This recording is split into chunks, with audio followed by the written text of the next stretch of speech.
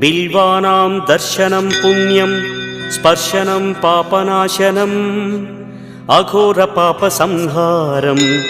ఏకబిల్వం శివార్పణం సహస్రవేద పాఠేషు బ్రహ్మస్థాపనముచ్యతే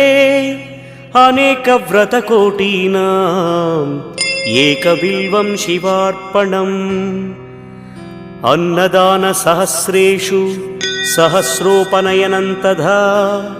అనేక జన్మ పాపాని ఏకబిల్వం శివార్పణం